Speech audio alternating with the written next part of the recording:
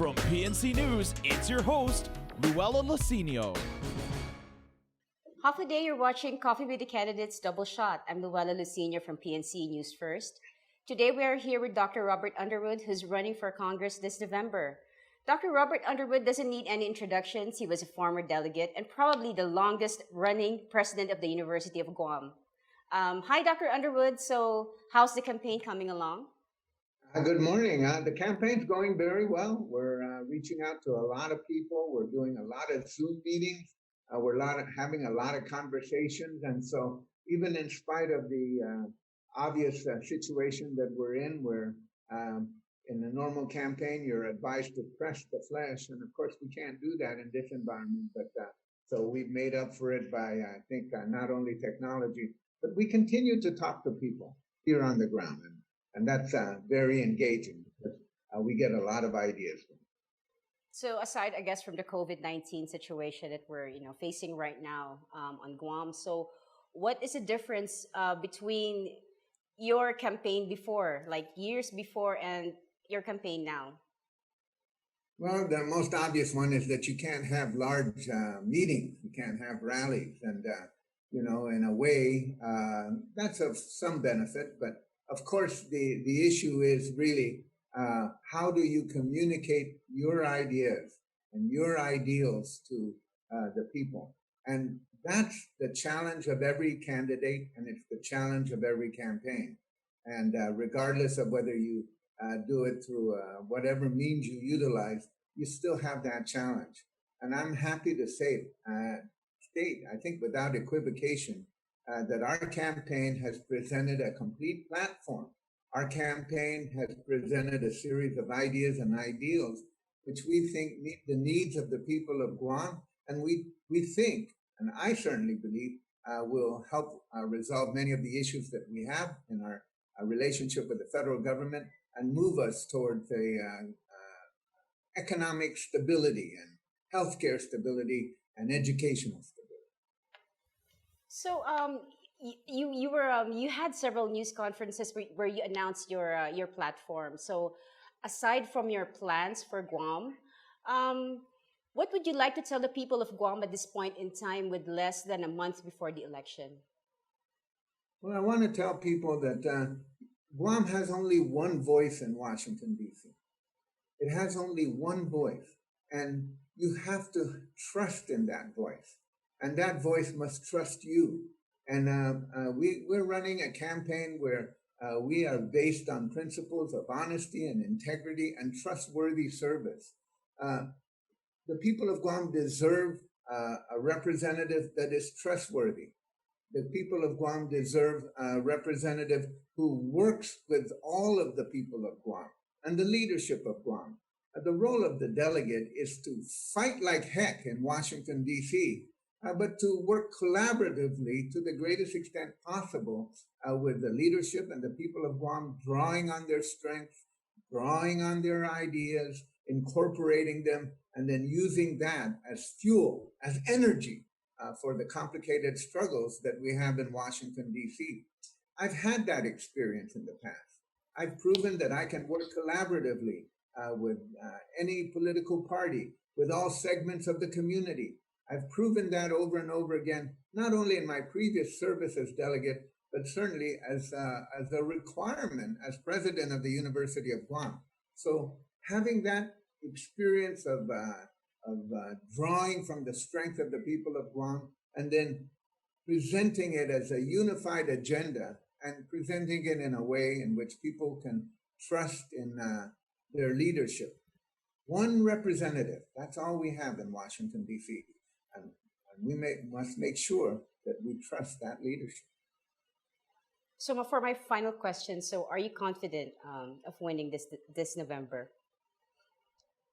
Well, I'm very confident. I think our message of trust and unity and reliability and experience have all combined to, we're in an unstable time.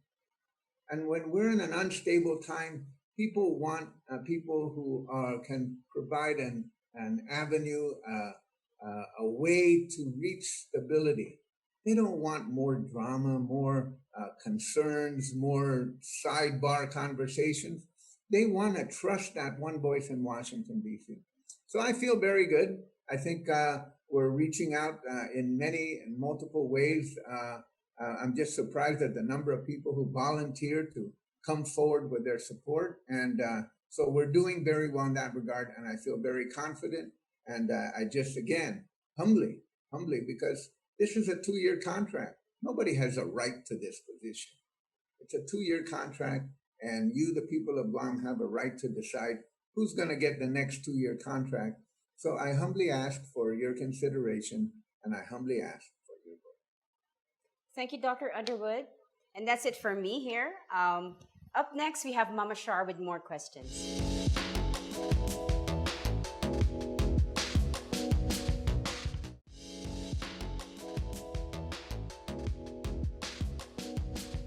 From Power 98, it's your host, Mama Shar. Hey, what's up, ladies and gentlemen? Welcome back to Coffee with the Candidates Double Shot. My name is Mama Shar, and hope you guys are feeling fantastic because I'm feeling great. On the line, we have the lovely Dr. Underwood. What's up, man? How are you doing? I'm doing great, and good to see you. Good to see you. And too. it's good to be seen. Yeah, yes, for sure. This distance thing, I'm still trying to get used to it, but here we are. All right, Dr. Underwood, first things first, and that is on Election Day. When you win, what are we having for dinner? Probably pancit. Yes, pancit. If it's up to Narissa, it will be pancit. Yes, because that's long life, in the Filipino traditional household. I love it. And speaking of are you a fan of other Filipino cuisines? In my home environment now, I am, and I have to be, and so it's a struggle. I try to eat ginamus, which is what they specialize in Iloilo, which is yes. Sort of bagoong, but it's actually ginamus, and I've had some interesting experiences. Interesting. I have yet to try that, and I am very scared to try it. So, with your long-standing, how do I say this? Your long-standing career in the island's senatorial slash gubernatorial thing, what has been the most interesting part about your job, and the most, I guess you can say, hard part about your job? Okay. Well, the most interesting thing about your job is that is the experiences of ordinary people. Most of the time, no matter what you think your station is in life, we all have the same basic issues. We're concerned about the families. We're concerned about our children, our grandchildren, and so that is the most interesting part, is to hear life stories, real life stories about challenges that people face. So they're not issues per se. They are life problems that perhaps have an intersection with issues, political issues. So that's the most interesting part. And of course, trying to extend those opportunities to people through education and through policy making, which I think has always been my motivation in public service. All right. And so my other question is, before you got into the politics, if you will, what did you want it to be when you were a younger kid? Like, there had to be something else that you felt like, oh, I want to try this out, but here we are, politics. Ha ha ha. All right. Well, I started off when I was like in middle school. I wanted to be a reporter. Ooh. I wanted to be a journalist, and I wanted to be a sports reporter in particular. So my first major in college was actually journalism. And so I did write for the college paper, and I did do those things. Then I found out that they didn't make a lot of money. So then I went into teaching, which was not exactly a smart move because they don't make a lot of money either.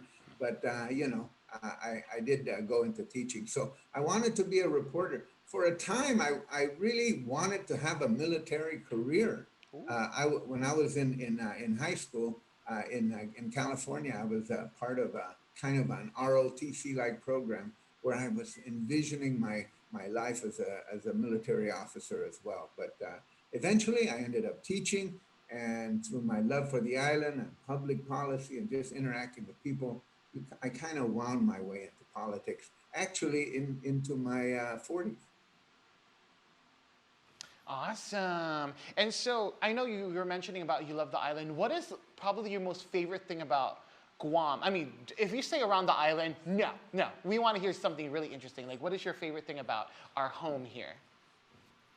The favorite, my most favorite thing is just listening to people. Is taking the time to listen to people and how they explain their situation. So you could be in the most disheartening part of the island where maybe things aren't going well or the services aren't good or there's a lot of trash in the ground. And when you hear people and you listen to them, you know that they have a heart and a soul and a love for the place that they inhabit. And that's my favorite part. You know, I grew up in Sinahanya, so I love Sinahanya. I'm living in Tamuning, so I love Tamuning. I used to live in Jonia, so I love Jonia. So there's no place on the island that, and I got a lot of relatives in Jigo and Dedido. So it's all like the full service approach, but really it's mostly about people because there's a kind of a unique spirit about being from Guam. And it doesn't matter who you are, or even if you're born here, after a while, it's, you just want to carry that Guam flag with you and represent. And that's a great feeling. It's a great level of commitment. I love that. That was really, really beautiful. And speaking of, here is our community question, and I believe this is something you can answer with obviously with so much heart. And that is, if you were to be elected this coming this year, obviously, what would be your first plan on your list of things to do? Work on coronavirus pandemic relief, a new economic package that includes healthcare and educational services. That's the most immediate thing that we're confronting. But the other thing that we need to confront is that the delegates' responsibility is to communicate directly with people, is to come home, be here, communicate openly, have press conferences regularly, be interviewed, ask any question. I would make that commitment to that level of open communication. When I was delegate in the past for 10 years, I had 77 village meetings in 10 years. I don't know that I can do that many village meetings at this go around, but I make a commitment to make the effort. I love that. Thank you so much, Dr. Underwood, and good luck in this congressional race. Ladies and gentlemen, that was Dr. Underwood here with us on a double shot of coffee with the candidates. And guess, like he says, honesty is the best policy. Till next time, guys. Bye.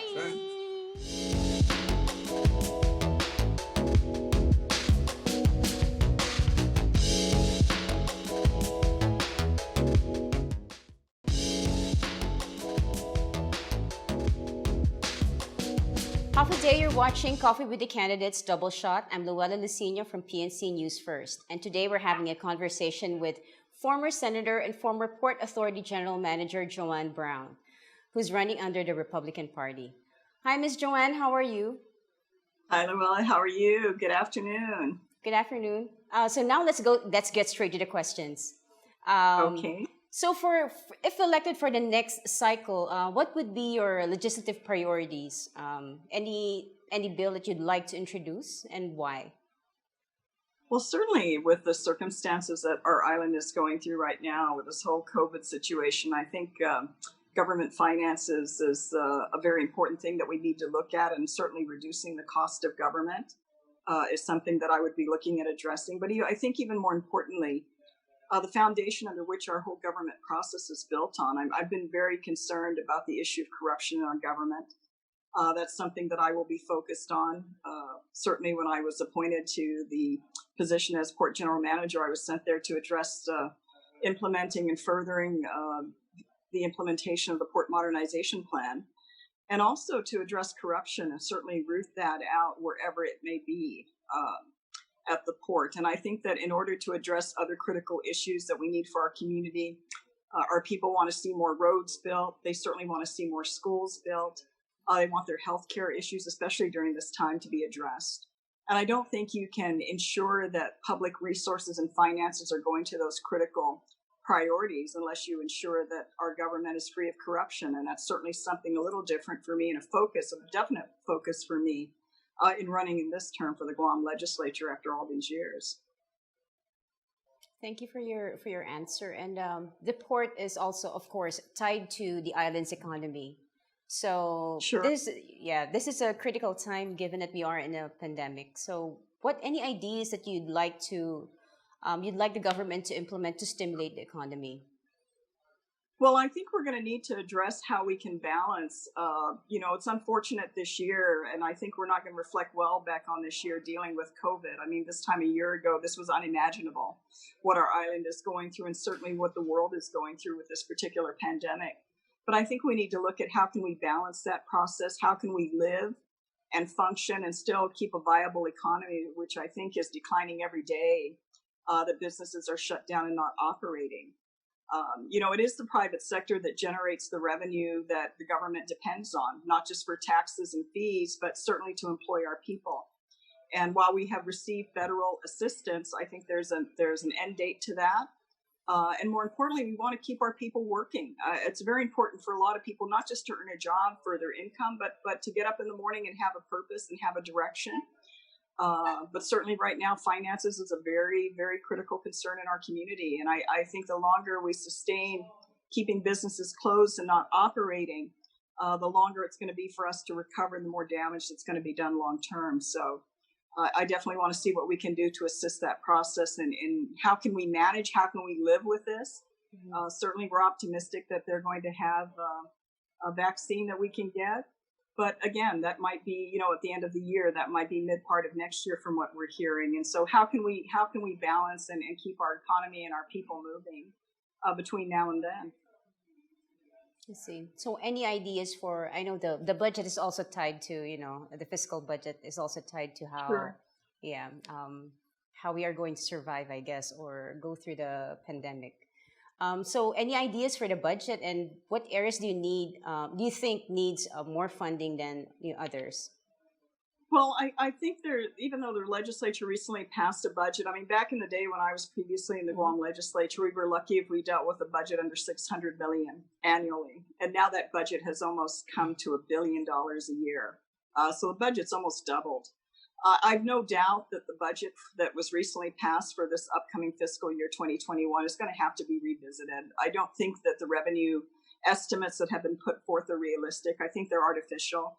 Any additional federal revenue coming in that might be contributing to that is short term. It's not going to address where we're going to be heading in 2021, 2022, 2023. And so definitely we need to address that. Of course, education, healthcare, public safety very much, I know, is something that our people are very concerned about these days. So certainly those priorities need to be looked at. But we have to figure out how can we manage the government, still provide the services that are critically needed. But at the same time, the focus cannot solely be on the government of Guam. I'm getting the impression, I think a lot of people out there that I talk to are getting the impression that the government may be doing fine and payroll's being met. But in terms of the rest of the community that's suffering, I mean, to have 35,000 people reported unemployed and our major, economic engine here, our tourism industry, has pretty much come to a standstill. I don't think it can be business as usual. And I think we need to figure out how do we manage to still provide those critical services, but also ensure that we can stimulate activity in the private sector, because the private sector contribution is very critical to the revenue that the government of Guam is receiving. And more importantly, we're here to serve the people. It's not the other way around. I'm kind of getting the feeling, and I think people are getting the feeling out there, that we're serving the government rather than the government being there to serve and support us as a community. Thank you, Ms. Joanne Brown. And now we have Mama Shar with more questions.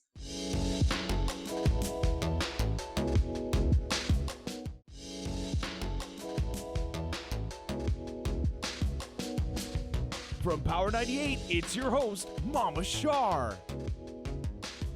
Hafaday, Guam, and welcome back to Coffee with the Candidates Double Shot. My name is Mama Shar, and of course, I'm here to ask the tough questions, and that is, how do you like your steak? We have the lovely, the candidate, the amazing senatorial candidate, Miss Joanne Brown. Hafaday, Miss Joanne. Hi, Mama Shar. How are you? I think you're the real treat of the day to be able to talk with you. This is great. Oh, thank you. You're welcome. Lucky me. Well, You I'm got my doing. vote. Well, You how got are my you vote. doing? I'm doing well. I'm doing very well. Thank you. You're welcome. So I'm gonna go straight to it, girl, and that is, what are some of Okay. your favorite foods that you enjoy, I guess, cooking or recreating for your family? You mean all the bad stuff? Yes, all of it. I want to hear all of it. You know, some things haven't changed. I mean, I still like pork chops and I like them fried, but I'm sure my doctor is not going to be happy to hear that. I won't tell your I secret. love I got corn. you. I still love corn. You know, I love corn since I was a kid. Occasionally still like fried chicken. See all the bad stuff I'm not supposed to eat? I love that. It sounds Yeah. wonderful. Love Thai Even food, I you eat know? that stuff too, girl. Oh, Yeah, I know, Nate, but then they tell us as we get older, you can't do this and you can't do that. And I'm beginning to wonder, oh my goodness, what's left at this time in life to be excited about, you know? I know. Everything has to be in moderation. Come on.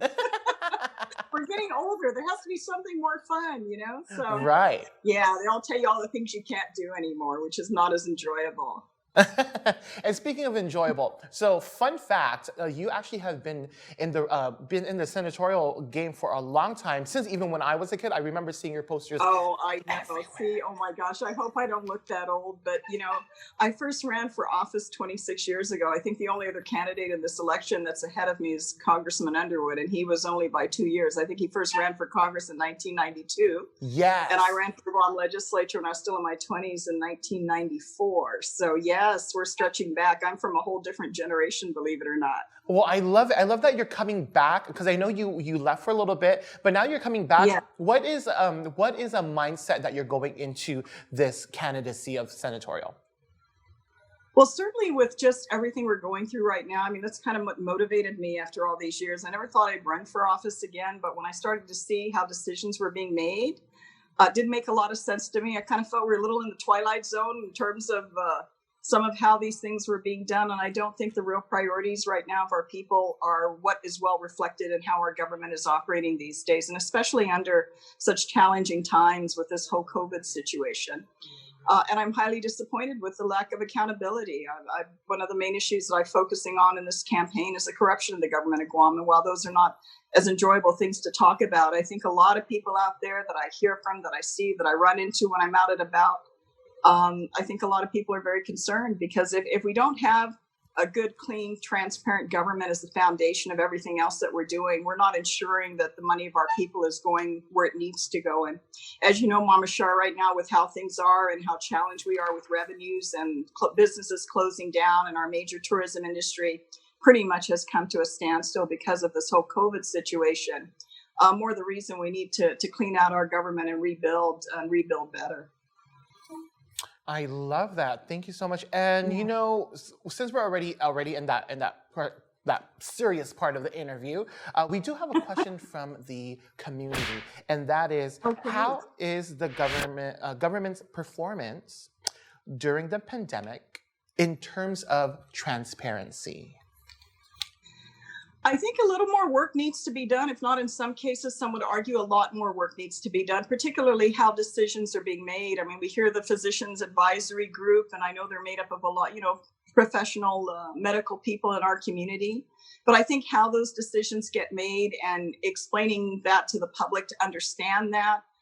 And then also, how can we better operate? How can we function as a community? I mean, we can go through periods of time where we have, you know, this current core status that pretty much has put a lot of things at shutdown.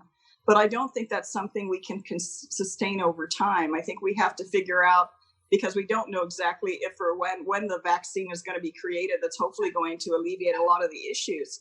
We need to be able to know how can we still function as a community, and certainly getting the information out there to tell people to wash your hands, be safe, wear your mask, I think are very important messages we need to continue to reiterate. I think we need to do a better job in how we make those decisions. And then, as you realize, the most recent court cases that have come up with how our people and visitors coming to the island are being quarantined, not being notified of what their rights are and what actions they can take with regards to their personal freedom. I think most people want to ensure the safety of themselves, their family, and everyone else.